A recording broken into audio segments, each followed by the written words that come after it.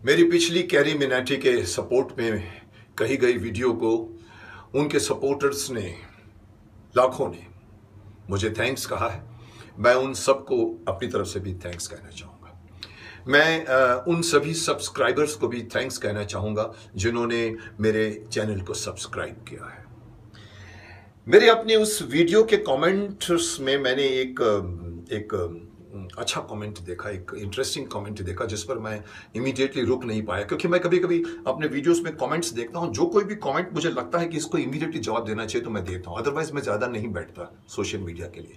तो मुझे वो कमेंट अटक गया मेरे दिमाग में और उसका नाम आई थिंक अर्जुन है और मुझे द्वापर युग का अर्जुन याद आ गया। तो मैंने उसको भी यही कहा कि जिस तरह से पितामह अर्जुन को सीख देते थे, मैं भी तेरे को इस कलयुग के मैं तुम्हें सीख देना चाहूंगा।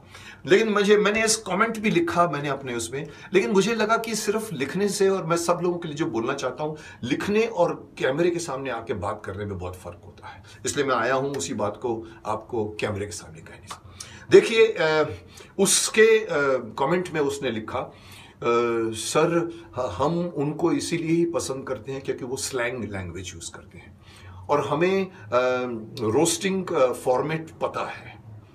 तो और फिर ये हमारा हिंदुस्तान है, यहाँ पर फ्रीडम ऑफ एक्सप्रेशन मिलता है। तो मैं कहना चाहूँगा कि अगर उसकी तरह और कोई भी सोचता हो तो मैं कहूँगा कि ये सोचने में आपकी नादानी है, गलती है। हमारे देश का फ्रीडम ऑफ एक्सप्रेशन आपको गाली देना अलाउड नहीं करता। गाली देना फ्रीडम ऑफ एक्सप्रेशन में नहीं है। इनफैक्ट आपके फ्रीडम ऑफ एक्सप्रेशन, अभिव्यक्ति की आज़ादी आपको कभी देश की सुरक्षा के खिलाफ बोलने के लिए इजाज़त नहीं देती, देश को बदनाम करने की इजाज़त नहीं देती और कुछ ऐसी बातें बोलने की इजाज़त नहीं देती जिससे कि दूसरों की भावनाओं और दूसरों के सेंटिमेंट्स को चोट पहुंचे, वो आहत हो जाए। इसलिए मैं ये कहना चाहूँगा कि आप लोग, और एक और बात जो मैं अपनी तरफ से ऐड करना चाहता हूँ, ये तो मैंने आपको बता दिया फ्रीडम ऑफ एक्सप्रेशन के बारे में। मैं खुद भी अगर बात अपनी तरफ से ऐड करूं तो मैंने देखा है कि कई लोग ये समझते हैं, कई लोग, कि अगर हम अपनी भाषा में, अपने बोलने में गाली डाल दें तो हमारा बातों का वजन बढ़ जाता है।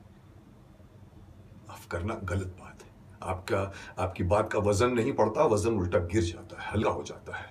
क्योंकि जब आप किसी को कुछ बोलना चाहते हैं, सही बात भी बोल रहे हैं, बीच में अगर आपने गाली दे दी तो आपकी जो बोलने की सारी बात है उसमें सामने वाले को गाली पहले समझ में आएगी, नजर आएगी, आपकी कही हुई बात उसके पीछे छुप जाएगी और वो आपके ऊपर आरोप लगाना था, अरे गाली देता है मेरे को, इसने मुझे गाली दिया है। तो आपकी जो बोलने की बात का वजन बढ़ने के बगैर गिर जाता है। इसलिए अगर गाली आपने इस्तेमाल नहीं किया होता तो आपके फायदा होता। मैं इसमें एक मजेदार इंसिडेंट सुनाना चाहूंगा। जब मैं फिल्म इंस्टीट्यूट में पढ़ता था, पहले साल में हम जूनियर होते थे, आगे की क्लास सीनियर होती थी। एक एक्टर होता था, नाम नहीं लूंगा उसका नाम नहीं लूंगा क्योंकि लोग मुझ पर आरोप लगा रहे हैं कि आप बहुत नाम ले लेते हैं लोगों की। बिना नाम लिए मैं बताऊंगा, समझने वाले समझ जाएंगे। एक एक्टर होता था हमसे सीनियर, वो सेकेंड फ्लोर पर एक बालकनी में, आई थिंक विजेंद्र गाडगे के साथ में रहता था, या तो वो रूम में था। वो बाहर बालकनी पे सुबह सुबह आके 8 बजे आके गालियां देता था, चिल्ला के पूरी आवाज में, तेरी तो।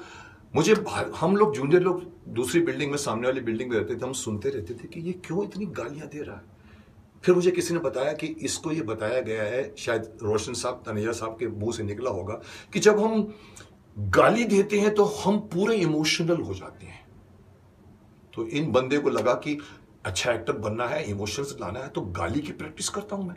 और उसने, लगता है वो रोज सुबह आकर वो बड़े जोर से कम 5 मिनट तक फुल थ्रोटल गालियां देता था, तेरी माँ की, तेरी वो, तेरी ये, तेरी वो। जैसे मैंने अपने एक वीडियो में कहा था कि मैं टेरिस पे जाकर वॉइस एक्सरसाइज करता था, आ आ आ आ आ आ आ, वो आदमी गालियां देता था।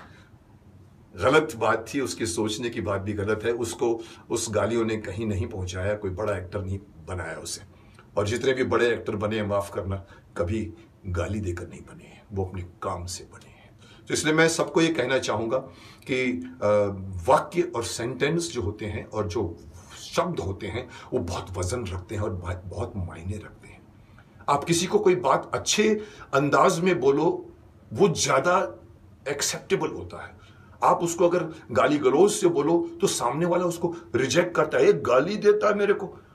इसलिए मैं कहता हूं कि कोशिश करो कि अच्छे अंदाज से बोलो। इनफैक्ट मैं अगर अपनी तरफ से आपको एक और तरह से समझाने की कोशिश करूं कि अगर किसी को आपने जूता मारना है ना, जूता आपको मारना है तो शॉल में लपेट कर जूता मारिए आपका काम भी हो जाएगा और उसको पता भी नहीं चलेगा कि आपने उसको जूता मारा है।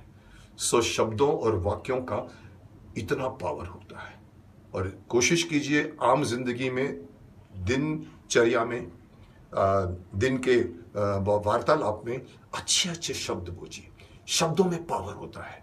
आप अच्छे, ये सारे शब्द आपके आकाश में जाके पड़े रहते हैं, उसमें नेगेटिव एनर्जी होती है। आप जितनी अच्छी बात बोलोगे, अच्छे शब्द इस्तेमाल करोगे, उसमें पावर होता है। वो पावर आप ही को मिलता है, आपके अंदर अंदरूनी शक्ति पैदा होती है। इसीलिए ही तो गीता में भी कहा गया है, हमारे शास्त्रों में भी कहा गया है कि वाक्य बोलने के पहले सोचिए। सोचने का मतलब ये होता है कि अगर आप बिना सोचे बोलोगे तो शायद आपके मुंह से गाली निकल जाएगी, लेकिन अगर आप सोचोगे एक सेकंड के लिए, आप बोलोगे नहीं, ये नहीं बोलना चाहिए। तो कोशिश कीजिए, इंप्रूव कीजिए। मैं उन सभी यूट्यूब के सभी वक्ताओं से कहना चाहूंगा कि यूट्यूब को आपके पास बहुत बड़ा आयाम है। आपकी बातें सब तक पहुंचती है। बहुत लाखों लोग आपको प्यार करते हैं, फॉलो करते हैं। आपको अपनी जिम्मेदारी का एहसास होना चाहिए कि मैं इसमें अच्छी बातें क्यों नहीं बोलूं। देखिए, बुरी बातें कहकर व्यूज लेना कोई मुश्किल नहीं है, लेकिन मैं आपको बता दूं कि कैबरे दिखाकर भी व्यूज लिए जा सकते हैं, लेकिन भीष्म पितामह का परफॉर्मेंस करके भी व्यूज दिए जा सकते हैं। तो क्यों नहीं आप अच्छी बात करें, अच्छे परफॉर्मेंस दें।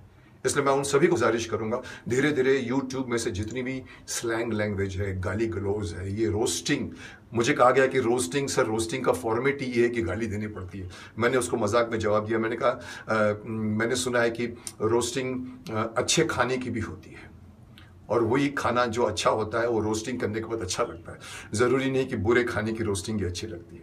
इसलिए रोस्टिंग हो या इस तरह के जो कॉन्सेप्ट फेंक दिए जाते हैं मार्केट में, जैसे ये मैं बता दूं आपको, ये टिकटॉक भी चाइनीज़ की तरफ से आया है, और माफ़ कर रहा, चाइना मशहूर है वर्ल्ड को बिगाड़ने में। उसने पहले सीमाएं हड़पने की कोशिश की थी, आज उसको समझ में आया है कि हम इकोनॉमी में पूरे वर्ल्ड को हरा सकते हैं।